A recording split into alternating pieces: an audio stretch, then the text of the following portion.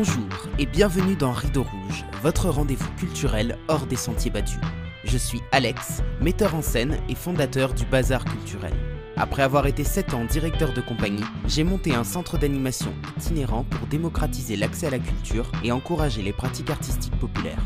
Dans ce podcast, je pars chaque semaine à la rencontre de personnalités, libres penseurs ou collectifs qui contribuent par leurs actions au partage des savoirs et des expériences. Alors si vous êtes à la recherche d'une parole engagée, montez vite à bord car le départ est imminent.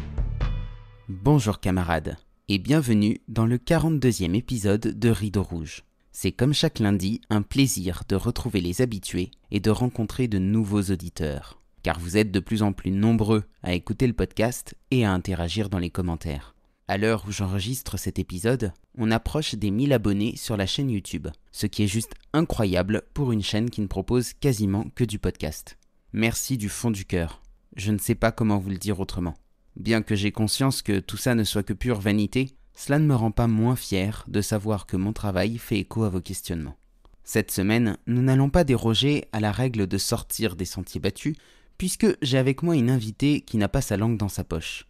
Formée aux sciences de l'information et de la communication, Amélie Ismaili a d'abord travaillé comme conseillère en communication dans les stratégies d'influence et de partenariat médias, avant de devenir, à partir de 2020, la cible de nombreux fact-checkers sur le réseau social Twitter.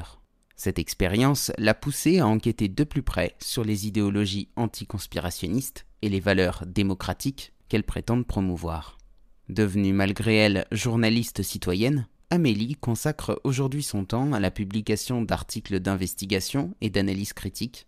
Elle coproduit avec Greg Tabibian une série d'enquêtes qui paraîtront dès le 5 novembre sur la chaîne Je suis pas content TV. Bonjour Amélie, Bonjour Alex. comment ça va ? Bah écoute, ça va comme une matinée de quelqu'un qui est devenu une espèce de journaliste citoyenne qui travaille très tard et qui a pris de très mauvaises habitudes. Donc ça va comme un lundi matin, mais sinon tout va bien. On est dans le sud de la France, on a l'été indien, donc tout va bien pour le moment. Ouais, t'as travaillé récemment sur un documentaire, je crois, peut-être que tu pourras nous en parler un peu plus tout à l'heure. Bien sûr, je peux t'en parler maintenant si tu veux, mais oui, Bah avant ça, alors je on vais te poser la travaille. petite question, le petit jeu. Oui, bah oui, c'est bon. Je t'écoute. Alors, en ce moment, une parole que tu aimes entendre. Alors, une parole que j'aime entendre. Ouf, c'est dur. Même ça, c'est dur. C'est une question très simple, mais qui est difficile. Une parole que j'aime entendre, je pense que c'est merci. Merci, parce que je reçois souvent voilà, mine de rien, toutes ces personnes qui m'envoient des. Alors, j'ai pas beaucoup, beaucoup d'abonnés, mais voilà, tous ces messages que je reçois qui me disent juste merci pour votre travail et merci pour ce que vous faites. Voilà, c'est déjà quelque chose voilà, en même temps, c'est difficile et c'est gênant parce que on s'attend pas, j'ai pas l'habitude de recevoir autant de reconnaissance et je sais pas si je le mérite surtout. Mais ce merci-là me touche évidemment énormément. Alors, tu t'es définie à l'instant comme une journaliste citoyenne. Est-ce que tu peux nous en dire un petit peu plus sur ton parcours et sur comment tu en es arrivée là? Alors, c'est plus, au final, c'est plus les autres personnes avec qui j'ai fait des entretiens qui ont fini par m'appeler journaliste citoyenne. Et en fait, finalement, ce sont ceux qui me suivent en particulier, qui m'ont appelée comme ça. Moi, je ne me suis pas définie comme ça à la base. En fait, moi, j'ai refusé de m'appeler journaliste. Mon but au départ, c'était vraiment de faire. Au début, j'étais juste tout simplement sur Twitter. À la base, je viens, moi, de la communication. Donc, j'ai fait un parcours d'étudiante en lettres, hein, puis je suis rentrée dans une école de sciences de l'information et de la communication qui s'appelle le CELSA. À la fin de quoi, j'ai travaillé comme j'ai travaillé pour un salon culturel dans les partenariats médias et je faisais principalement du conseil en communication et surtout du conseil en stratégie de communication média. C'est un petit peu ça mon parcours. Donc, je venais vraiment on va dire, l'analyse de l'économie médiatique, mais aussi des stratégies d'influence qui sont faites pour les entreprises ou pour des associations culturelles, ce type de travail-là. Donc, ça demande d'avoir une certaine analyse de l'économie médiatique, de la façon dont fonctionne l'information, la façon dont circule surtout euh, le- les contenus multicanaux, c'est-à-dire à la fois à la presse, à la télé, radio, etc., ce qu'on appelle les stratégies multicanaux. Donc, je viens vraiment de cette analyse-là et en fait, mon engagement, on va dire, militant a démarré vraiment à partir du Covid, c'est-à-dire au moment du premier confinement. Au début, juste, j'étais déjà sur Twitter avant, mais plus dans une stratégie de veille, de communication, vraiment, puisque c'était vraiment le lieu où ça permettait d'avoir un certain nombre de communications, mais j'interagissais très peu. Et au moment justement de la pandémie, je me suis mise à interagir beaucoup. Plutôt après, c'est-à-dire plutôt après le confinement, on va dire, où j'ai commencé vraiment à interagir et surtout j'ai commencé à interagir avec beaucoup de journalistes qui s'appelaient un peu des fact-checkers, hein. Et enfin, disons, avec la vision que j'avais, moi, tout ce qui était un petit peu, parce que j'avais étudié au-delà de ça des stratégies de propagande, comment fonctionnent les stratégies de propagande. Alors, non pas de propagande, mais des stratégies d'influence publicitaire. Eh bien là, j'ai vu un peu un phénomène médiatique qui était inédit. Et ça s'est confirmé d'ailleurs parce que le Covid, il se trouve que ça a représenté 75% du contenu médiatique. Donc c'est un phénomène exceptionnel. 75% du contenu médiatique de tous les médias, ça n'est jamais arrivé dans l'histoire. Surtout qu'aujourd'hui, on a ce qu'on appelle un phénomène d'info, on appelle ça de l'infobésité, mais il est vrai qu'on a de multiples canaux d'information. Ça ne veut pas dire qu'il y a plus d'informations, ça j'y reviendrai, mais en tout cas, il y a plus de moyens de s'informer. Et malgré cela, 75%, ça signifie que ça a été un événement plus qu'exceptionnel. Pour vous donner une petite idée, ça a été un événement plus important en termes de contenu que les attentats du World Trade Center du 11 septembre. Donc c'est quelque chose qui est vraiment exceptionnel. Et pour moi, il y a eu un traitement très particulier de cette affaire du Covid.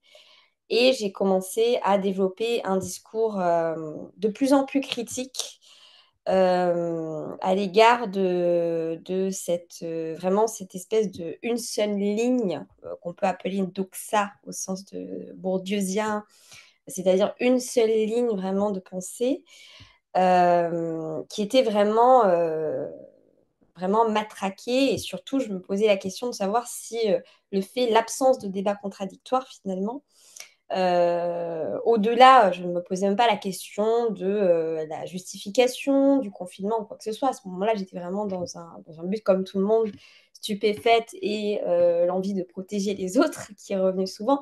Mais j'étais assez stupéfaite de ce traitement qui en fait favorisait vraiment la peur et favorisait vraiment une absence totale de raisonnement. Et c'est donc c'est à partir de là que j'y ai vu pour moi une vraie stratégie. Et derrière, j'ai voulu vraiment j'ai commencé vraiment à réfléchir sur ce fact-checking qui me paraissait extrêmement biaisé, qui refusait, qui était vraiment une forme de censure à l'égard de toute parole scientifique. Et vraiment scientifique, c'est ça qui m'avait choqué. Toute parole scientifique qui pouvait nuancer ces mesures restrictives, être étonné quand même des mesures qu'on nous imposait, qui étaient quand même exceptionnelles, encore une fois. C'est pas anodin de assigner à résidence la totalité de sa population. Et après ça, j'ai commencé dans cette critique, j'ai commencé à avoir un petit peu de gens qui me suivent avec ça. Et puis, c'est vraiment sur Twitter que ça s'est fait et à la suite de quoi j'ai commencé un peu à écrire de mon côté.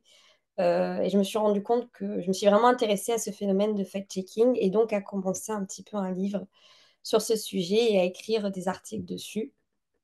Et ça n'a pas touché que le Covid, puisqu'ensuite ça a été la guerre en Ukraine et ça a été aussi des remises en cause de certains événements. Et c'est de là que j'ai commencé à être étiquetée de complotiste, d'extrême droite, alors que moi je viens de la gauche, de la gauche, de la gauche, hein, et que j'étais très militante en faveur, par exemple, du mouvement LFI. Mais voilà, cette crise a remis en cause beaucoup de mes paradigmes, des paradigmes que j'avais en tant que professionnelle de la communication, mais qui, dans un aspect social, avait fait une grande école parisienne, travaillait dans des grands milieux parisiens, vivait dans le troisième à Paris. Ça m'a vraiment sorti de ce paradigme-là et m'a permis de renouer un petit peu avec des discussions, mine de rien, des interactions avec ce qu'on appelle le peuple, c'est-à-dire vraiment des personnes avec qui je n'aurais jamais pensé discuter avant, des personnes très très différentes, grâce à ce qu'on appelle les space Twitter au début. Et c'est aussi par ces space Twitter que il y a eu un événement en particulier qui était une interaction avec un journaliste fact-checker qui s'appelle Julien Pain, où j'ai voulu en fait justement aborder une discussion. Ils avaient proposé une discussion de fact-checking autour de voilà, comment s'organiser la désinformation. Et j'ai voulu intervenir pour avoir justement ce débat-là en disant, mais comment voulez-vous être crédible quand vous-même avez fait de la désinformation à travers votre rubrique, à l'époque je parlais bien de la rubrique vrai ou fake, qui pour moi avait fait volontairement des fact-checking très biaisés. Je prends un exemple, c'était sur la question du pass sanitaire, il y avait évidemment des questions très légitimes qu'on se posait.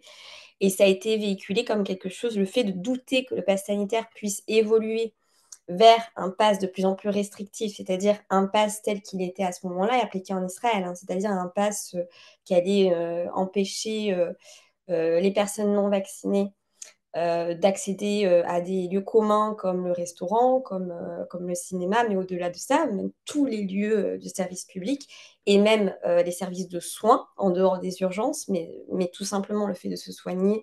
Donc c'était une mesure quand même très très restrictive.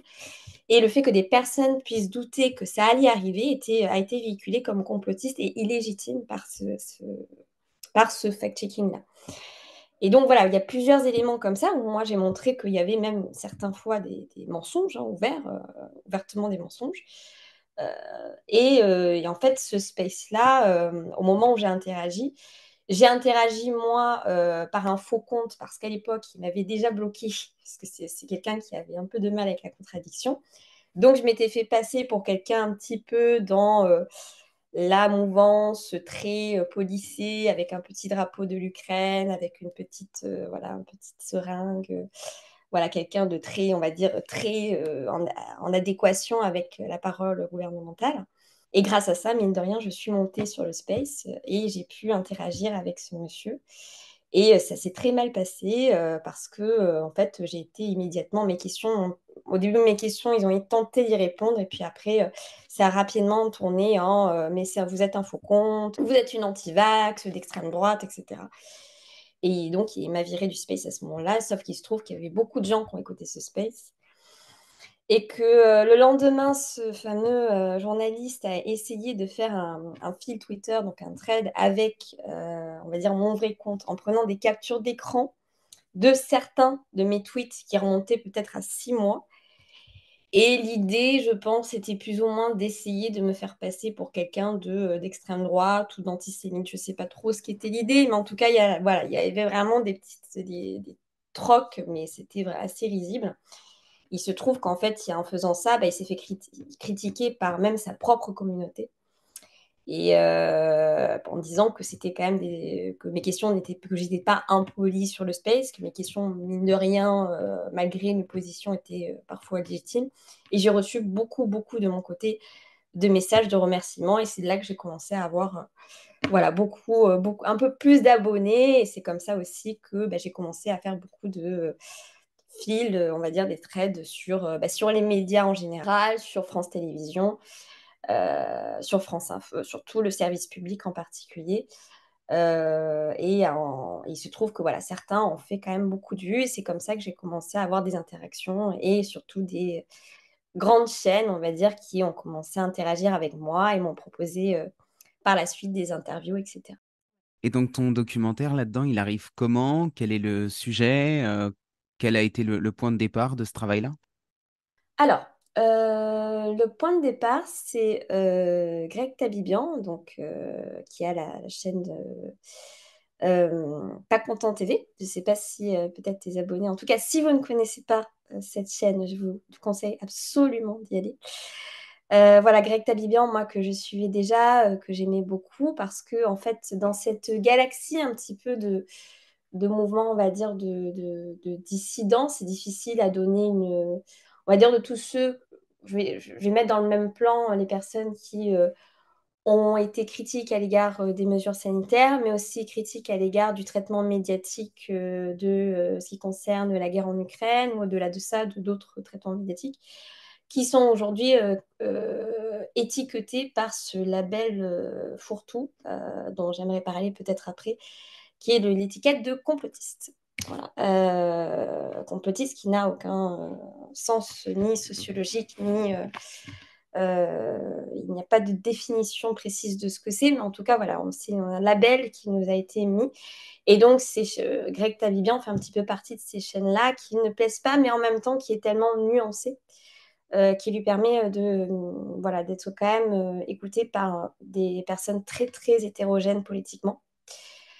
Et c'est quelqu'un voilà, que j'apprécie beaucoup. Il se trouve que lui a commencé à me suivre dès au moment où j'ai commencé à faire des trades sur Julien Pain. Et grâce à ça, en fait, il m'a proposé, on a commencé à travailler ensemble et à dire, OK, ben, partons sur carrément faire plusieurs épisodes sur le fact-checking, sur Conspiracy Watch, etc., etc. Donc, on a prévu de faire 8 documentaires qui sortiront à partir de novembre. Normalement, ça devait être à partir d'octobre. Malheureusement, on a pris beaucoup, beaucoup de retard parce qu'on a changé plusieurs fois voilà, le sens des épisodes. Mais les épisodes vont surtout concerner, on va dire, la galaxie de ce qu'on appelle les fact-checkers et surtout la galaxie du mouvement anti-conspirationnisme parce qu'il y a des figures qui reviennent souvent sur ce sujet. En particulier Conspiracy Watch, en particulier certains rubriques médiatiques comme Vrai ou Fake, comme Les Décodeurs du Monde, etc. Revenir un petit peu sur ce qu'est le fact-checking, le sens du fact-checking dans l'histoire du journalisme et ce qu'on appelle le fact-checking aujourd'hui, à quoi il sert, comment il s'est introduit dans l'espace médiatique américain puis français.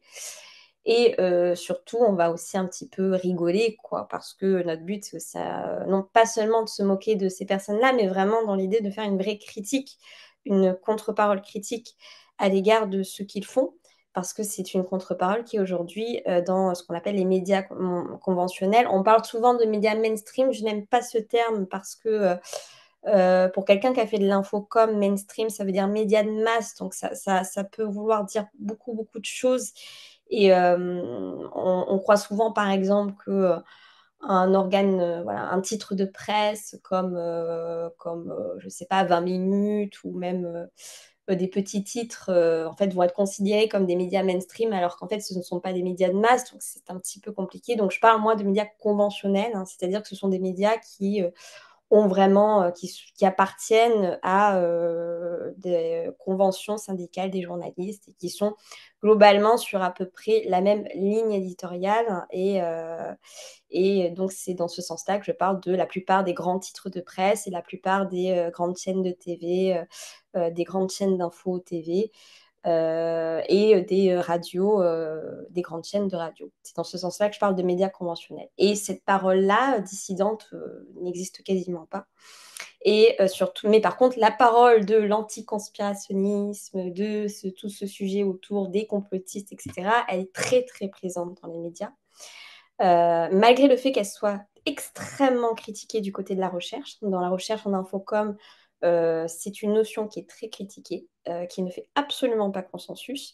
Malgré cela, elle est eh bien, des personnes comme Rudy Reichstadt, comme Tristan Bantet France, comme William Oduro, hein, qui est le directeur enfin, qui a été un des principales figures des décodeurs du monde, sont des personnes qui ont tribune voilà, dans les médias, qui sont relayées énormément par tous les médias, et eux ont vraiment une force médiatique importante qui fait qu'aujourd'hui, beaucoup de gens considèrent le fact-checking, enfin le complotisme, comme une labellisation normale. Et dès qu'on doute de quelque chose, dès qu'on doute une parole officielle, on se retrouve à se faire traiter de complotisme. Preuve que cette rhétorique-là a marché, a vraiment fonctionné, et était entrée dans les esprits de l'opinion publique. Donc l'idée, ça va être vraiment dans ces épisodes de revenir sur les origines de ça, de apporter une parole critique sur ça, de déconstruire en fait cet argument-là. Et puis évidemment, on va, parce qu'on est avec Greg Tabillon, on va un petit peu rigoler aussi. L'idée sans faire de l'attaque ad personam, mais en tout cas, on va quand même un petit peu rigoler de ces personnes-là, c'est sûr. Voilà. Ce qui est intéressant de constater quand même, c'est que au niveau de l'extrême droite, il y a eu aussi une accaparation de ces sujets-là. Et c'est vrai que c'est assez étonnant. Moi aussi, je viens plutôt de la sphère qu'on pourrait qualifier de gauche au départ. Mais alors, il y a eu j'ai eu un vrai désenchantement quand j'ai vu tous mes camarades LFI et compagnie qui en fait ont complètement sombré dans l'idéologie dominante. Et à côté de ça, et toutes les personnes ouais, qui venaient plutôt de la droite se sont fait des fers de lance aussi de la défense des libertés, ce qui est quand même assez étonnant, parce que, alors je pense notamment à des personnes comme Florian Philippot, mais également à une certaine période Nicolas Dupont-Aignan, qu'on pouvait croiser en manifestation contre le pass sanitaire. Et donc, du coup, ça a aussi fait le jeu quelque part de la doxa, dans le sens où ils se sont appropriés un combat pour les libertés, qui est un combat fondamental, qui va au-delà des étiquettes droite-gauche. Et du coup, on a eu comme ça un inversement d'épaule qu'on retrouve encore aujourd'hui avec toute la question du wokisme, etc. Et on voit des chaînes comme Valeurs Actuelles qui traitent de ces sujets-là, qui sont quasiment les seuls à le faire. Mais du coup, c'est pas sans. Enfin voilà, je veux dire, il y a certainement un intérêt derrière. Comment est-ce que toi, tu perçois tout ça? Alors, c'est une excellente question, j'ai envie de te dire, parce que c'est vraiment, moi, je pense que ça a été un des sujets qui m'a le plus marqué, qui a été le plus difficile pour moi, vraiment, à assumer, parce que, encore une fois, moi, je venais de... donc moi, je suis, pour revenir, alors je vais pas parler de mon histoire personnelle, mais je suis quand même d'une famille avec un papa marocain, hein, d'origine musulmane, enfin, qui est toujours musulman d'ailleurs pratiquant, une maman française, mais dont ses parents venaient, enfin, dont ma grand-mère a fui la guerre de Franco, donc immigré espagnol. Mon grand-père, qui était d'origine paysanne et cévenol, hein, alors, les Cévenols, c'est un bastion communiste. Mes grands-parents, donc, étaient des petits ouvriers qui ont réussi leur vie parce qu'ils sont devenus coiffeurs, mais qui viennent vraiment d'une misère, vraiment d'une très grande misère. Ma mère est devenue pharmacien, mais salarié, ce qui fait que je viens un petit peu de cette classe moyenne qui a connu, enfin, surtout mes grands-parents étaient des gens assez, surtout ma grand-mère un petit peu raciste, donc j'ai vécu ce truc-là de avoir un père qu'on n'a jamais accepté tel qu'il était. En plus de ça, mon père, en tant que rebeu, est un rebeu qui vient des ethnies du sud du Maroc, donc particulièrement bronzé, comme dirait Nadine Morano, entre guillemets. C'est-à-dire, malgré moi, je suis très très blanche par rapport à lui, mais ce que je veux dire, c'est que voilà, je suis métisse. J'ai grandi dans un milieu qui était à la fois intellectuellement élevé, mais où il y avait justement beaucoup de livres, mais en même temps un milieu qui était de cette petite basse classe moyenne, où j'ai grandi en HLM, où la plupart de mes amis étaient aussi des enfants métis, où il y avait, voilà, comme on dit, des Noirs, des Arabes, des Chinois, des gays et des lesbiennes, etc. Donc vraiment cette génération de la gauche progressiste, qui est élevée dans la haine absolue de tout ce qui représente l'extrême droite et la droite, hein. Même la droite, au-delà de ça. J'ai vécu les années Sarkozy, et moi, j'ai vraiment eu vraiment une espèce de sainte horreur pour Sarkozy. Donc, évidemment, ça, c'est un sujet qui m'a particulièrement marqué. Et quand j'ai commencé à écrire mon livre, la première personne que j'ai contactée, parce que vraiment je voulais le demander sur ce sujet, c'est Laurent Micheli. Laurent Micheli qui a justement écrit, qui a été un des premiers à faire une remise en cause des mesures sanitaires, parce que en tant que sociologue aussi, il disait que la question de savoir si les mesures de confinement qu'on a prises comme ça, de manière, non seulement les dérives autoritaires, mais les mesures de confinement, l'absence de débat sur le fait qu'on puisse exercer autrement la médecine, qu'on a refusé de soigner quand même, qu'on a interdit aux médecins de soigner, qu'on a interdit d'essayer de vieux médicaments. Alors moi, je ne rentre pas dans ce débat parce que je ne suis pas scientifique, mais ça a été un des premiers voilà, qui a critiqué le confinement. Il s'est fait quand même censurer par Mediapart à cause de ça.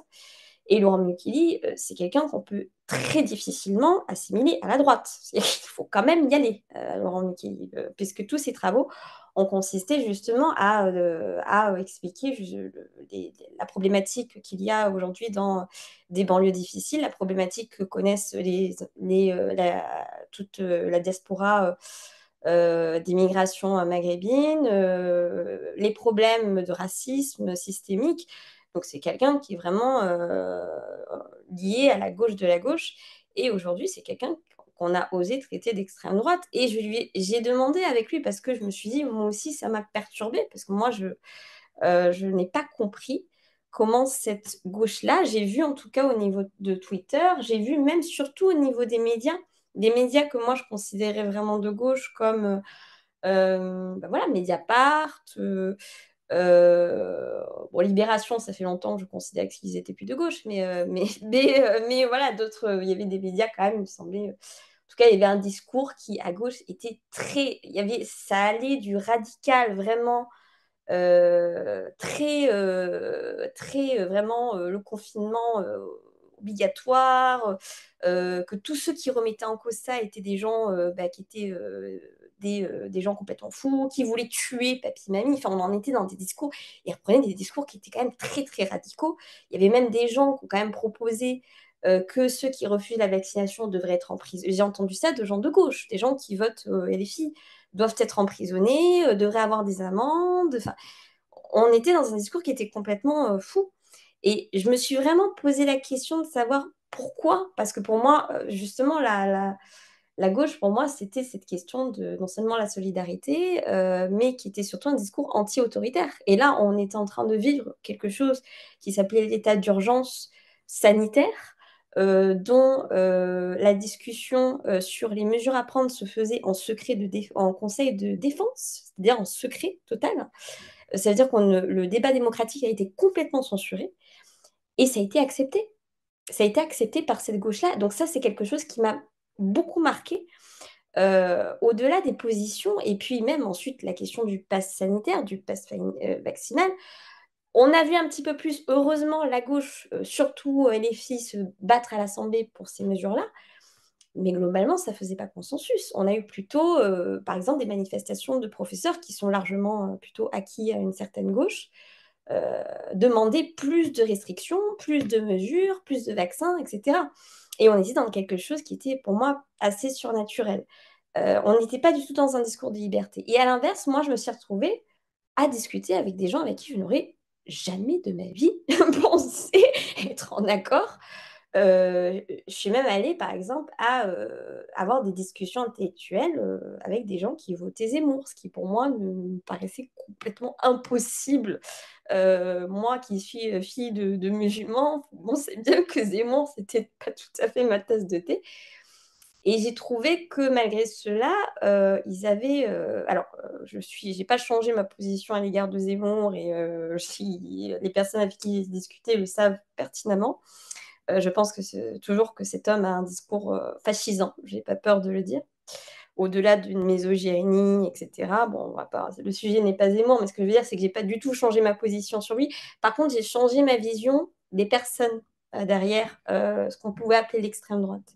C'est-à-dire que du coup, on s'est retrouvés à discuter ensemble, ce qui n'arrivait pas en fait à la gauche. Il y a quelque chose, je me suis rendu compte que j'ai changé de paradigme par rapport à ça. Euh, le paradigme en fait d'une certaine gauche qui finalement ne discute jamais avec les autres, qui refuse le débat et qui refuse en fait de regarder euh, vraiment de vivre en fait dans une vision très manichéenne du débat politique et de considérer finalement que tout ce peuple-là qui va voter, il faut dire ce qui est, aujourd'hui la majorité du vote ouvrier vote en particulier à droite et à l'extrême droite, donc c'est quand même une question qu'il faut se poser. Même si LFI a un petit peu récupéré ce vote, il y a quand même toujours une majorité de votants qui votent ça. Il faut se demander pourquoi. Il faut se poser la question de savoir pourquoi. Et je me suis retrouvée à discuter avec des gens qui votaient extrême droite et qui, pour moi, en fait, avaient un discours totalement on va dire, dans le fond, assez similaire au mien. J'ai pas peur de le dire. C'est-à-dire que, euh, au-delà de la question quand on sortait un petit peu de ces questions binaires de l'immigration, il y avait une vraie critique du capitalisme, une vraie critique du néolibéralisme. Vraiment des gens qui avaient vraiment compris qu'aujourd'hui, on était dans une société qui était menée par une hyper-classe dominante et non pas une classe dominante. Et finalement, je me suis retrouvée avec des gens où je me disais, mais attendez, vous votez d'extrême droite, mais pour moi, vous avez un discours de gauche. Et à l'inverse, du côté de la gauche, le débat était devenu impossible avec beaucoup de gens de gauche. On va dire beaucoup de militants, par exemple, et des filles sur Twitter, le débat était devenu totalement impossible sur ces sujets. Comme le débat était également impossible je l'ai vu aussi sur la question, qui est une autre question, mais parce que ça a remis en cause beaucoup de choses, mais par exemple la question aussi du féminisme et de l'islam. Parce qu'il faut savoir que moi, je viens d'un papa voilà, de musulman, qui vient d'une famille, on peut dire, de musulmans pratiquants modérés.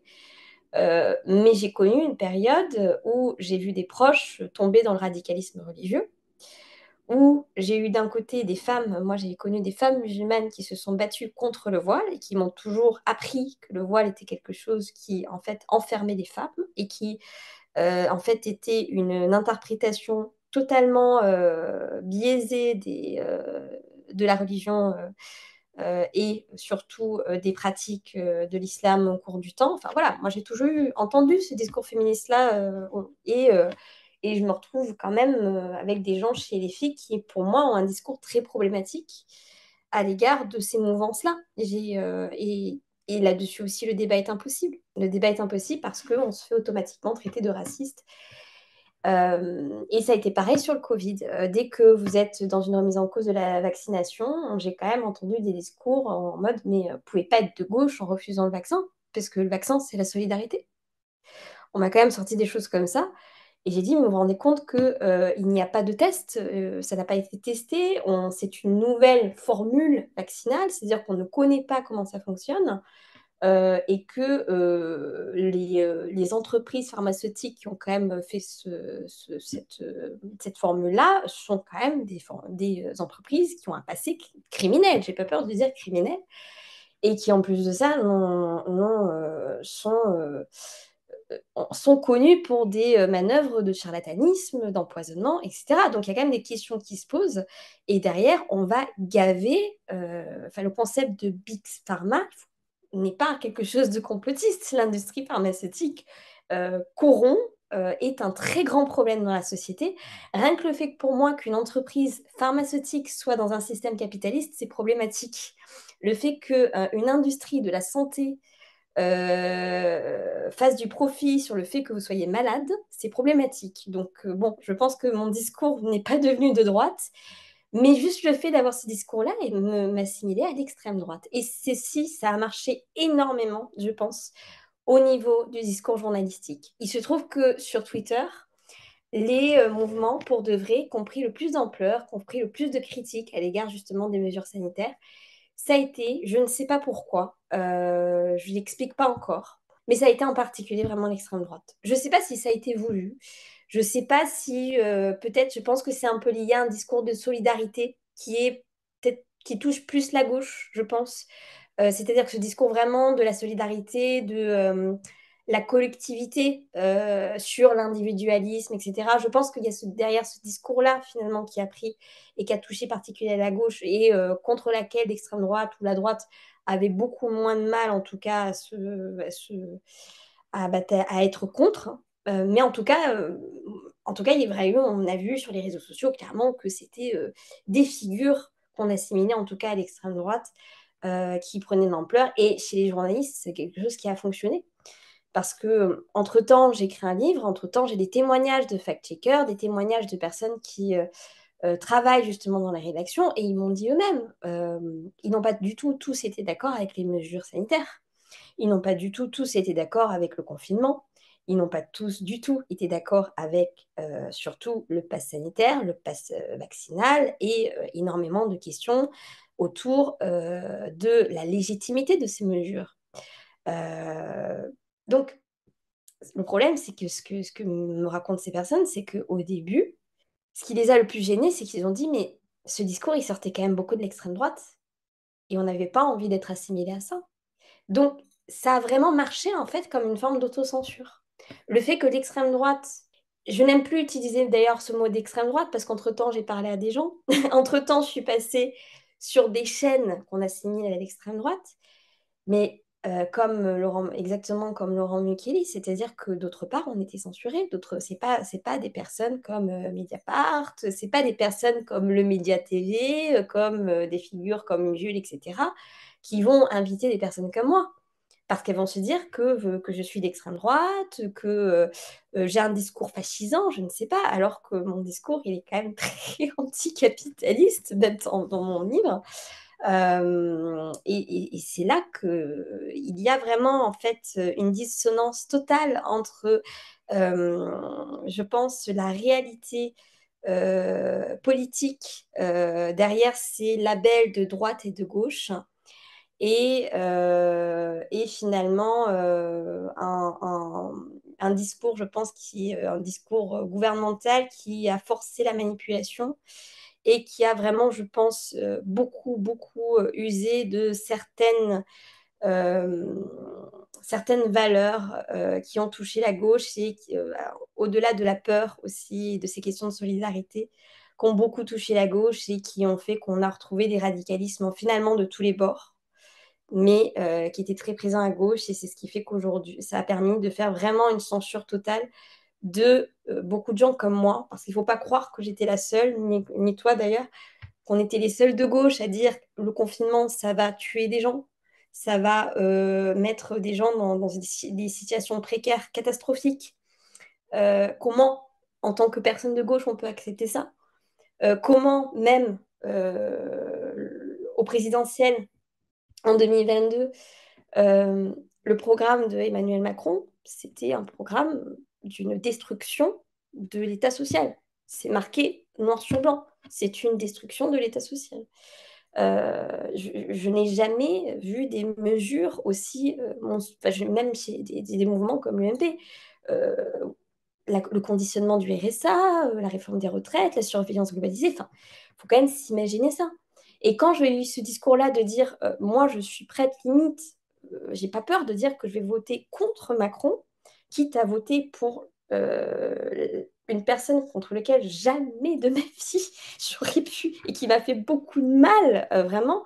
Mais c'est juste, je me disais stratégiquement, c'est soit on accepte la destruction de l'État social et clairement sans contre-pouvoir, soit on met quelqu'un qui, mine de rien, avec lequel je pense pourrait faire à peu près la même chose, sauf que la différence, c'est qu'elle aura des contre-pouvoirs, elle aura et surtout un espace médiatique qui sera contre elle et qui permettra aux législatives vraiment d'avoir des sorties, des vraies solutions et qui, pour moi, vraiment nous permettra de sortir un petit peu de ce danger-là.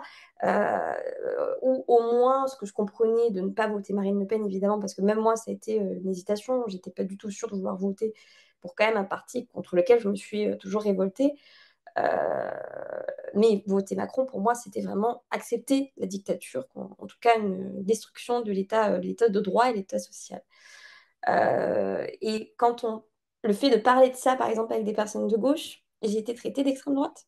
J'ai été véhiculée comme d'extrême droite. La réalité, c'est que 17% de gens qui ont voté Mélenchon ont voté quand même Marine Le Pen au second tour.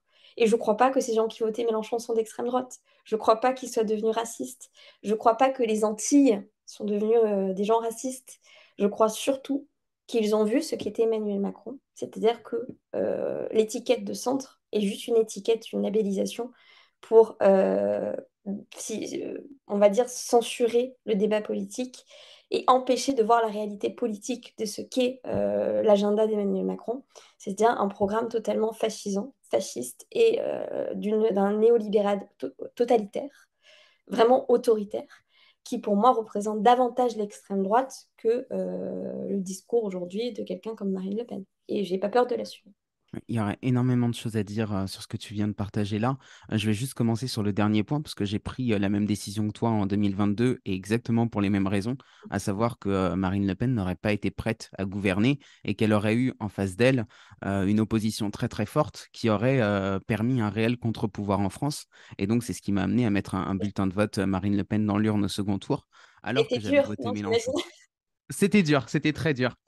Pour autant, on voit aujourd'hui Marine Le Pen qui drague les néolibéraux et je sais que je ne le referai pas en 2027 parce que je sais que pour le coup, en 2027, elle n'aura plus la même opposition et au contraire, je pense que si elle passait en 2027, elle pourrait être très dangereuse parce que d'un autre côté, on a vu notamment dans la politique de Marine Le Pen, mais aussi de son subalterne dont j'ai oublié le nom, un petit jeune, Jordan Bardella dans la politique Oui. de Jordan Bardella, on retrouve énormément, en fait, enfin, c'est un Macron bis, quoi.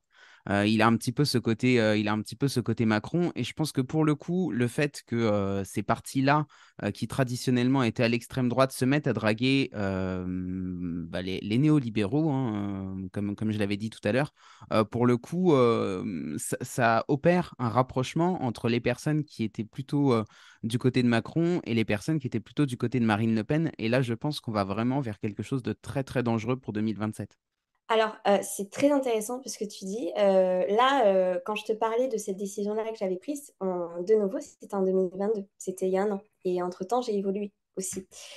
Je ne sais pas si je ne le referai pas, dans le sens où je ne regrette pas. Parce que pour moi, dans la situation telle qu'elle était, encore une fois, le but n'était pas que Marine Le Pen gouverne. Enfin, voilà, dans le but, c'était de sauver ce qui restait à sauver. Mais je comprenais totalement l'abstention, en tout cas vraiment l'abstention. Parce que moi, là où j'étais critique, c'était des gens qui sont allés voter Emmanuel Macron. Voilà, ça, clairement, des gens de gauche qui votaient Macron. Pour moi, ça, c'est quelque chose qui ont vraiment, c'est-à-dire que c'est un manque total de réalité politique. C'est un manque total de réalité politique. Quand on mettait vraiment juste les deux programmes l'un en face de l'autre, on avait un programme, encore une fois, qui était pour moi le contraire absolu de ce qu'est la gauche, des valeurs de gauche.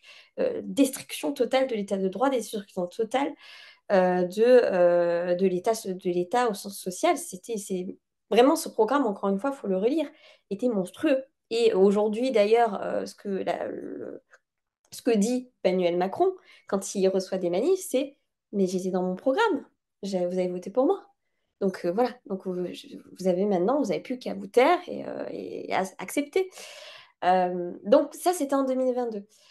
Mais évidemment, j'ai jamais été naïve sur ce qu'est le parti de Marine Le Pen. C'est-à-dire que autant Marine Le Pen en tant que personne, je ne sais pas, et d'ailleurs ça ne m'intéresse pas tellement, mais je vais dire que dans son discours n'est quand même pas celui de père, de Monsieur Le Pen père, pour lequel, là pour le coup, j'aurais pas pu voter. Disons-le clairement, j'aurais pas été capable de voter Et en pour 2002, quelqu'un c'était qui a... encore différent de toute façon.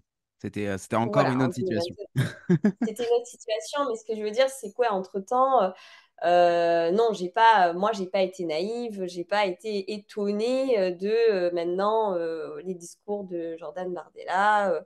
C'est comme des personnes, voilà, avec qui je discutais qui votaient Zemmour, alors que j'expliquais que Zemmour était totalement néolibéral, enfin complètement, enfin que je comprenais pas des gens qui allaient voter pour ce type-là, alors que c'est quelqu'un qui a dit mais pas de sanitaire, il y a pas de problème, etc. Et j'ai expliqué, mais attendez, si votre but c'est juste de virer des Arabes, on va pas s'entendre en fait.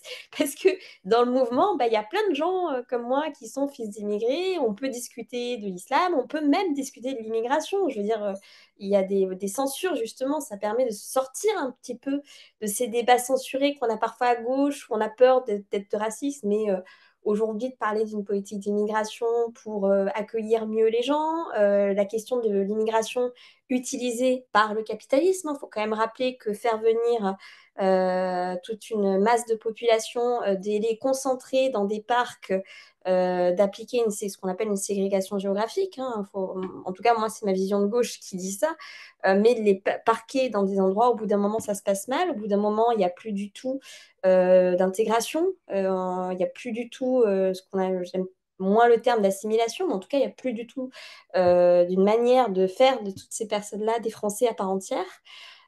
Au bout d'un moment, oui, ça crée des zones, ce qu'on appelle des zones de non-droit, et surtout, ça crée des violences dont les premières victimes sont les habitants de ces quartiers-là. Donc, discuter de l'immigration, d'une politique d'immigration, plutôt que d'être dans cette espèce de discours binaire à dire, ben non, on accueille tout le monde peut venir, il n'y a pas de souci, et puis quitte à ce qu'ils vivent dans la misère, et en fait, finalement, ça permettra à ces gens-là de travailler, c'est-à-dire concrètement nettoyer les toilettes. Hein. J'ai entendu des discours comme ça. C'est là, on voit qu'il y a quand même toute une frange de la gauche qui, mine de rien, n'est pas de gauche. Donc, c'est ça aussi, il faut quand même le dire. Et juste ce truc-là de Marine Le Pen qui pourrait être plus sociale, non, moi, j'y ai jamais cru. Et au-delà de ça, je suis quand même arrivée, en fait, entre-temps, à me dire que finalement, je pense que le problème, c'est les partis. C'est-à-dire que qu'on soit droite ou de gauche. C'est qu'au bout d'un moment, il y aura toujours je pense, une manipulation. Je suis arrivée dans la réflexion à me dire que oui, Marine Le Pen, je pense que dans tous les cas, son électorat, on voit qu'elle le trahirait. Regardons ce qui s'est passé pour Mélanie. Mélanie, elle a eu ce discours-là très identitaire, identitariste, contre l'immigration, en disant qu'elle va retrouver les valeurs chrétiennes de l'Italie, etc. Bon, bah, en fait, elle applique la même politique néolibérale imposée par l'Europe et par le Forum de Davos. Donc, en fait, tout ça sont juste des manières pour que les gens votent pour ces gens-là, mais derrière, ils appliqueront de toute façon les mêmes programmes. Et on l'a vu, Sarkozy, Hollande ont appliqué quasiment la même programme. Derrière, c'est des questions uniquement sur des questions sociétales, sur des micro-mesures, mais les questions de fond, les questions économiques, les questions de souveraineté, les questions voilà, de comment on retrouve le débat public, comment on retrouve des vraies politiques d'État au niveau des hôpitaux, au niveau des politiques de l'éducation. Ces discours de fond-là, on n'en parle plus. Et finalement, on en vient à se disputer, à dire, ben non, qu'est-ce qu'on fait du voile? Qu'est-ce qu'on fait même, et ça venait, pour moi, de la droite comme de la gauche. Quand vous avez d'un côté une Sandrine Rousseau qui va vous parler pendant des heures du barbecue, comme un sujet écocide, quand de l'autre côté, vous avez des gens qui vont parler du voile, de la baya, etc., c'est-à-dire que tout ça profite énormément finalement aux mêmes personnes, c'est-à-dire à un espèce d'extrême centre, à un espèce de parti unique qui est une vision néolibérale totalement de la société, qui clairement, de toute façon, qui que ce soit pour qui vous votez, appliquera exactement les mêmes mesures. Donc, soit, en fait, on sort de ça. Je l'ai vu, moi, avec Mélenchon, au-delà de ce que je disais, c'est au-delà de Marine Le Pen. La NUP, pour moi, est une escroquerie. Moi, j'étais tout à fait en accord, j'étais assez proche du programme, surtout le programme de 2017 de la LFI,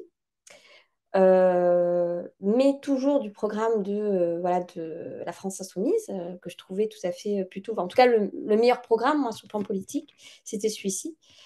Même s'il y avait cette question de sortir ou pas de l'Union européenne, je savais qu'au bout d'un moment, ils finiraient par comprendre que ben, on ne peut pas appliquer une politique de gauche sans sortir de l'Union européenne. Ça aussi, c'est un autre sujet. Mais voilà, mais quand ça a été après la NUP, c'était terminé. Pour moi, les partis PS et Europe Écologie et Verts sont des partis néolibéraux, totalement, totalement néolibéraux. Ça a été, dans les mesures Covid, il faut savoir qu'il y a un rapport du Sénat. Il faut voir ce qu'ils ont proposé quand même pour les mesures sanitaires. Ils ont proposé des choses monstrueuses, c'est-à-dire des choses que même Orwell n'avait pas imaginées. Mettre des bracelets, ils ont imaginé de mettre des bracelets électroniques sur toute la population pour savoir qui allait sortir. On en était là. Et c'est un rapport de sénateurs du PS, du Parti socialiste. Donc, il faut quand même s'imaginer ça. Donc, aujourd'hui, pour moi, à partir du moment où vous vous intégrez en disant pour unir la gauche, pour sauver la gauche, on va s'allier avec les néolibéraux, des gens qui sont complètement capitalistes, qui appliquent des politiques qui sont tout à fait en faveur de cette Europe de lobby, de cette Europe de dumping social, qui valide un discours soi-disant écologiste qui n'a aucune valeur écologique, ça aussi il faut le dire, c'est-à-dire qu'aujourd'hui, toutes ces questions de taxe carbone, cette espèce de focus qu'on a. Alors, je ne vais pas du tout rentrer dans le débat de l'origine anthropique du réchauffement climatique. Moi, dans tous les cas, ce que je vois, c'est que moi, je vis dans le sud et j'ai vu la sécheresse. Je vois qu'il y a quand même un réchauffement. Donc, je ne rentre pas au-delà de ça, de ces discours, mais je pense que c'est intéressant quand même d'avoir des avis différents des scientifiques. Mais, non, mais quoi quelles que soient nos positions là-dessus, les mesures qui sont proposées par l'Union européenne sont des escroqueries totales, hein, des escroqueries absolues. On ne va pas taxer les gens, c'est pas en faisant une taxe carbone, toujours miser sur le carbone, c'est ça qui est intéressant, et pas sur l'impact écologique et environnemental global. C'est-à-dire que derrière, on peut polluer les sols, on peut polluer les eaux, on peut continuer à faire cette mondialisation complètement destructrice.